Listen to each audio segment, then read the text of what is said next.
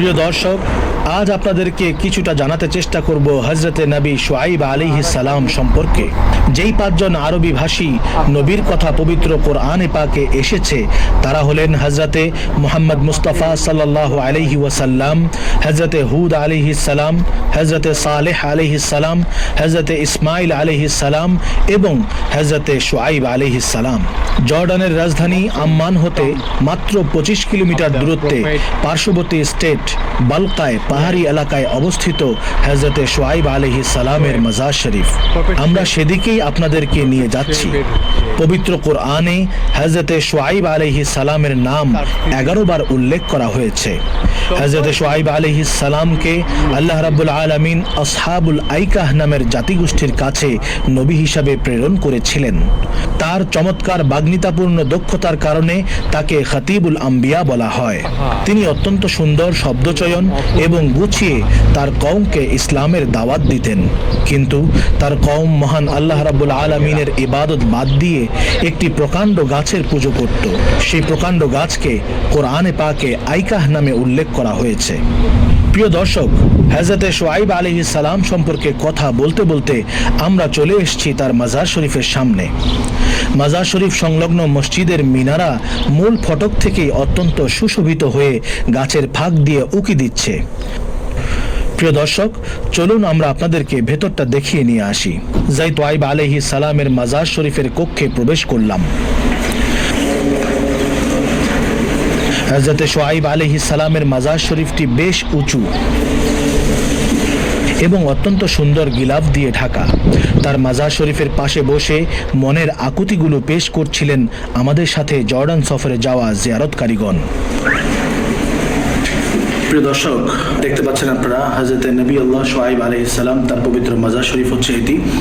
তিনি পবিত্র কালামুল্লাহ শরীফে বর্ণিত আসহাবুল আইকা, সেই আসহাবুল আইকা যে আইকা জাতিগোষ্ঠী ছিল তাদের নবী হিসাবে আল্লাহ রাব্বুল আলামিন তাকে এই জমিনে প্রেরণ করেছিলেন এবং তিনি তাদেরকে দাওয়াত দিয়েছিলেন, কিন্তু তারা দাওয়াত স্বীকার করেনি, দাওয়াত মানেনি। তারা নবীকে অস্বীকৃতি জানিয়েছে, মিথ্যারোপ করেছে।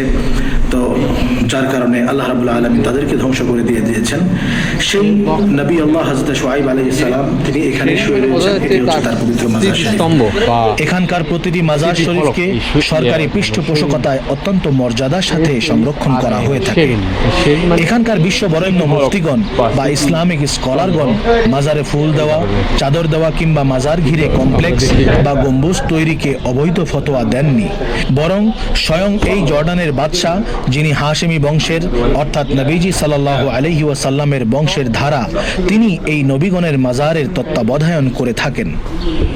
কিন্তু আরব বিশ্বে একমাত্র একটি দেশ ব্যতীত সকল আরব দেশসমূহ নবী ওলিগণের মাজার শরীফকে সংরক্ষণ এবং জিয়ারতকে বিদআতের অবৈধ ফতোয়া দিতে পারেননি, যেহেতু কোরআন ও হাদিস দ্বারা এবং সালফে সালেহিনদের আমল দ্বারা এটি প্রমাণিত। প্রিয় দর্শক, আল্লাহর গজবে ধ্বংসপ্রাপ্ত প্রধান 6টি প্রাচীন জাতির মধ্যে পঞ্চম জাতি হল আহলে মাদিয়ান। মাদিয়ান হল লুত সাগরের নিকটবর্তী সিরিয়া ও হিজাজের সীমান্তবর্তী একটি জনপদের নাম, যা এখন পূর্ব জর্ডানের সামুদ্রিক বন্দর মুআনের অদূরে সৌদি আরবের সীমান্তে অবস্থিত। কুফরি করা ছাড়াও এই জনপদের লোকেরা মাপে কম দিত, দুর্নীতি, রাহাজানি ও লুটপাট করত, অন্যায় পথে জনগণের মাল ও সম্পদ ভক্ষণ করত এবং বৃহৎ একটি গাছের পূজা করত। পবিত্র কোরআনে এই সম্পর্কে আল্লাহ রাব্বুল আলামিন সবিস্তারে বর্ণনা করে বলেন, বিসমিল্লাহির রহমানির রহিম, ওয়া ইলা মাদিয়ানা আখাহুম শুআইবা ক্বালা ইয়া কওমি ইবুদুল্লাহা মা লাকুম মিন ইলাহিন গায়রুহু ক্বাদ জাআতকুম বাইয়িনাতুম মির রাব্বিকুম ফাআউফুল কাইলা ওয়াল মিজানা ওয়া লা তাবখাসুন নাসা আশিয়াআহুম ওয়া লা তুফসিদু ফিল আরদি বা'দা ইসলাহিহা যালিকুম খায়রুল লাকুম ইন কুনতুম মুমিনিন ওয়া লা তাকউদু বিকুল্লি সিরাতিন তু'ইদুন ওয়া তাসুদ্দুন আন সাবিলিল্লাহ মান আমানা বিহি ওয়া তাবগুনাহা ইওয়াজা ওয়াযকুরু ইয কুনতুম কলিলান ফাকাসসারাকুম ওয়ানজুরু কাইফা কানা আকিবাতুল মুফসিদিন। সাদাকাল্লাহুল আযীম ওয়া সাদাকা রাসূলুহুন নবিয়্যুল কারীম। অর্থাৎ আমি মাদিয়ানের প্রতি তাদের ভাই শুআইবকে প্রেরণ করেছিলাম। সে তাদের বলল, হে আমার সম্প্রদায়, তোমরা আল্লাহর ইবাদত করো, তিনি ব্যতীত তোমাদের কোনো উপাস্য নেই। তোমাদের কাছে তোমাদের প্রতিপালকের পক্ষ হতে সুস্পষ্ট প্রমাণ এসে গেছে। অতএব তোমরা মাপ ও ওজন পরিপূর্ণ করো, মানুষকে তাদের মালামাল কম দিও না। ভূপৃষ্ঠে সংস্কার সাধনের পর তোমরা সেখানে অনর্থ সৃষ্টি করো না, এটাই তোমাদের জন্য কল্যাণকর যদি তোমরা বিশ্বাসী হও। তোমরা পথে ঘাটে এ কারণে বসে থেকো না যে ঈমানদারদেরকে হুমকি দেবে, আল্লাহর পথে বাধা সৃষ্টি করবে ও তাতে বক্রতা অনুসন্ধান করবে। স্মরণ করো যখন তোমরা সংখ্যায় স্বল্প ছিলে, অতঃপর আল্লাহ তোমাদেরকে আধিক্য দান করেছেন, এবং লক্ষ্য করো কিরূপ অশুভ পরিণতি হয়েছে অনর্থকারীদের। প্রিয় দর্শক, এই আয়াত থেকে বোঝা যায় যে তারা বান্দার হক ও আল্লাহর হক দুটোই নষ্ট করেছিল। মাদিয়ানবাসীদের আরেকটি দুষ্কর্ম ছিল যে তারা প্রচলিত স্বর্ণ ও রৌপ্য মুদ্রার পাশ থেকে সোনা ও রূপার কিছু অংশ কেটে রেখে সেগুলোকে বাজারে চালিয়ে দিত। হযরত শুআইব আলাইহিস সালাম তাদেরকে এই কাজ করতে নিষেধ করেন। দর্শক, কথা জর্দানের মাটিতে এসে যে শুআইব আলাইহিস সালামের কবরটা জিয়ারত করতে পারলাম, আলহামদুলিল্লাহ আমরা নিজেদেরকে খুব সৌভাগ্যবান মনে হচ্ছে। আলহামদুলিল্লাহ। আসলে আমাদের দেশে যে অনেকে বলে থাকে যে কবর জিয়ারত করা বা কবরে আসা, মাজার শরীফে জিয়ারত করা উচিত নয়, এই ব্যাপারে আপনি কি বলবেন? আসলে বিষয় হলো যে এটা হলো মনের বিষয়। সেটা হলো যে একটা কবর যখন আমরা জিয়ারত করি তখন একটা মৃত্যুর উপরে মৃত্যুর চিন্তা আসে, মৃত্যুর আসে একদিন আমাকে কবরে শায়িত হতে হবে। এই ফিলিংস নিয়ে যদি মানুষ কবর জিয়ারত করে, তাহলে পরকালের প্রতি, কবরের প্রতি, পরকালের চিন্তার প্রতি মানুষের আগ্রহ আরো বেড়ে যাবে, চিন্তা আরো বেড়ে যাবে। এছাড়া তো আমরা যতটুকু জানি যে ভালো রাসূল সাল্লাল্লাহু আলাইহি ওয়াসাল্লাম তিনি নিজে কবর জিয়ারত করতেন এবং কবর জিয়ারতের প্রতি মানুষকে উদ্বুদ্ধ করেছেন। প্রথম জামানায় যখন মানুষ কবর জিয়ারতকে ইবাদতের সাথে মিলিয়ে ফেলত, তখন রাসূল সাল্লাল্লাহু আলাইহি ওয়াসাল্লাম কিন্তু নিষেধ করেছিলেন। কিন্তু পরবর্তীতে যখন মানুষ ওয়েল লার্ন হলো, ইসলামকে ঠিকমতো জানতে পারলো, বুঝতে পারলো, শিখতে পারলো, এরপর রাসূল সাল্লাল্লাহু আলাইহি ওয়াসাল্লাম সেটিকে জায়েজ করে দিয়ে দিয়েছেন। এছাড়াও আম্বিয়া আলাইহিস সালাম, আউলিয়া আলাইহিস সালাম এবং হাদিসের আলোকে জানি, তো তাদের দরবারে আসা, তাদের কাছ থেকে দোয়া প্রার্থনা করা, তাদের ওসিলা দিয়ে আল্লাহ রাব্বুল আলামিনের কাছে কিন্তু চাওয়া কিন্তু আমরা জানি যে বৈধ এবং শরীয়ত সম্মত। এই জন্যই কিন্তু আসলে কিন্তু আমরা মাজার শরীফে বিভিন্ন কবরে এসে আল্লাহ রাব্বুল আলামিনের কাছে আমরা দোয়া করি। হযরত শুআইব আলাইহিস সালামের নিঃস্বার্থ ও আন্তরিকতাপূর্ণ দাওয়াত তার কওমের নেতাদের হৃদয়ে রেখাপাত করল না। وإلى مدين أخاهم شعيبا قال يا قوم اعبدوا الله ما لكم من إله غيره. When Allah subhanahu wa ta'ala explained he is a brother of people of Madian because he come from the same family, and the grandfather of Prophet Shu'aib is named Madian, and the city take the same name, people of Madian. People of Madian have another name in the Holy Quran because they live in area have a lot of trees. It is mean in Arabic al-Aika. They have name Ashab al-Aika. Allah said, كذب أصحاب الأيكة المرسلين إذ قال لهم شعيب ألا تتقون. People of Madian have 6 bad habits in the Holy Quran in the chapter of Surah Hud. They are playing store, worship idol. They are cheating when they are buying and selling. يبخسون الناس أشياءهم. If you have something expensive, they tell you it is very cheap to take it less than the average. They put the bad laws to collect money from people, to punish people and make fasad in air. 5 bad habits they make al-ihtikar. Like monopoly, they put the goods in the market when the price go up, they buy it. When the Prophet Shu'aib alayhi salam tell him this is a bad thing, they said, قالوا يا شعيب وصلاتك تأمرك أن نترك ما يعبد آباؤنا أو أن نفعل في أموالنا ما نشاء إنك لأنت الحليم الرشيد. Shu'aib, our father and grandfather do this, and we do the same. Is your prayer tell you this is a bad thing? Shu'aib, we don't believe you. 6 bad habit. If someone of people of Madian have a big family, they respect him, he can take all of his rules. But if he don't have a family, they punish him, he cannot take anything. They tell Prophet Shu'aib, Shu'aib, we see you a weak man, but only because of your family, we cannot throw stone for you. Shu'aib, we don't respect you. They said, وَإِنَّا لَنَرَاكَ فِينَا ضَعِيفًا وَلَوْلَا رَهْطُكَ لَرَجَمْنَاكَ وَمَا أَنْتَ عَلَيْنَا بِعَزِيزٍ. Prophet Musa alayhi salam, when he killed the Qibti in Egypt, he came to people of Madian. When he came to people of Madian, asked Allah subhanahu wa ta'ala to give him the straight way.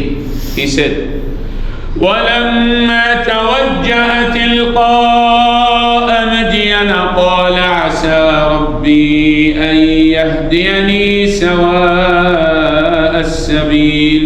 I think you know the story. When Prophet Musa came to people of Madian, he found a lot of people give their animal water from a wood, and there is two men stay far from the people.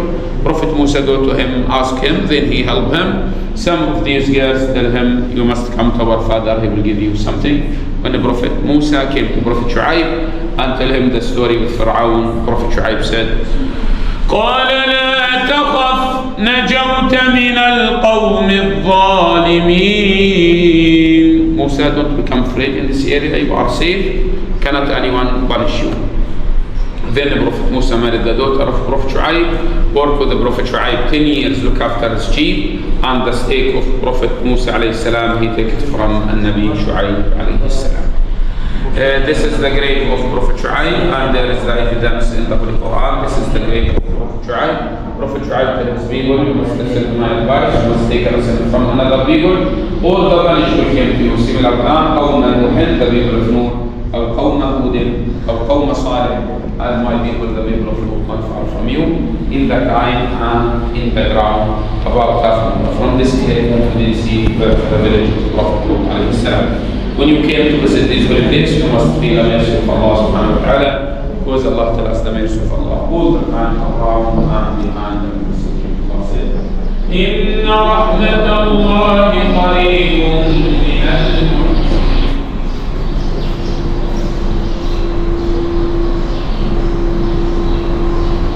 অনেক জায়গা করে আসছে, আর আমাদের ধন সম্পদ যেগুলো ইচ্ছা মতো যা কিছু চাই করে থাকি তা পরিত্যাগ করি। তুমি তো একজন সহনশীল ও সৎ ব্যক্তি। এই অবাধ্য জাতিকে বহু বোঝানোর পরেও আল্লাহকে তারা চিনল না। বাধ্য হয়ে হযরতে শুআইব আলাইহিস সালাম তাদের কাছ থেকে বিদায় নিলেন এবং এই জায়গায় চলে আসেন। আর ওদিকে তার জাতি অত্যন্ত কঠিন আযাবে ধ্বংস হয়ে যায়। যাদের প্রচুর ধন দৌলত, প্রাচুর্য, শক্তি, সামর্থ্য ছিল, কিন্তু আল্লাহ তাআলা তাদের উপর আগুনের বৃষ্টি, গরম বাতাস এবং ফেরেশতার মাধ্যমে বিকট আওয়াজ দিয়ে তাদেরকে ধ্বংস করলেন এবং তাদের ধন সম্পদ শক্তি কোনো কিছুই কাজে আসেনি। প্রিয় দর্শক, আজ আমাদের মাঝে পূর্বেকার জাতির সকল পাপের অভ্যাসগুলোই বিদ্যমান রয়েছে, যা চাইলেই কেউ অস্বীকার করতে পারবে না। তথাপিও মহান আল্লাহ রাব্বুল আলামিন আমাদেরকে অত্যন্ত মায়া করার কারণে সমূলে ধ্বংস করে দিচ্ছেন না। কারণ আল্লাহ রাব্বুল আলামিন প্যারা নবীজি মুস্তাফা সাল্লাল্লাহু আলাইহি ওয়াসাল্লামের সাথে ওয়াদা করেছিলেন যে তার উম্মতের মধ্য থেকে পূর্বেকার জাতিদের ন্যায় সমূলে ধ্বংস করে দিবেন না, যতদিন পর্যন্ত প্রিয় নবীজি সাল্লাল্লাহু আলাইহি ওয়াসাল্লাম এই জমিনে শুয়ে থাকবেন। কিন্তু পাপের শাস্তি তো পেতেই হবে, হতে পারে কবরে বা হাসরে, আবার কখনো আল্লাহ রাব্বুল আলামিন নজিরা দেখিয়ে দেন এই দুনিয়াতেই। সুতরাং আমাদের রয়েছে কোরআন, হাদিস, ইজমা, কিয়াসের মতো পথ নির্দেশনা, হক্কানি উলামায়ে কেরামের নসিহাত। এরপরেও যদি আমাদের টনক না নড়ে, তবে আমরা উম্মতে মুহাম্মাদি হয়েও দুর্ভাগা কওমে মাদিয়ানের মতোই বিপদগ্রস্ত হতেই থাকব। মহান আল্লাহ রাব্বুল আলামিন এই আম্বিয়ায়ে কেরামের ওসিলায় আমাদের সকলকে ক্ষমা করে দিন, আমিন।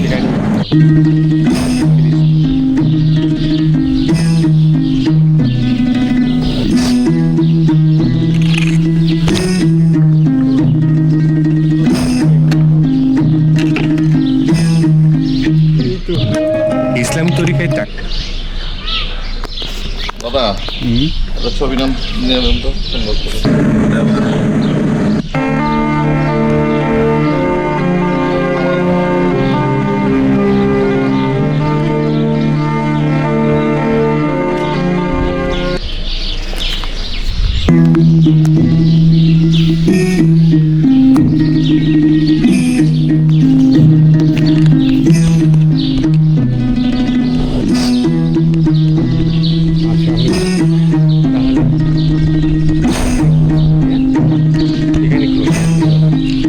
ছবি নিয়ে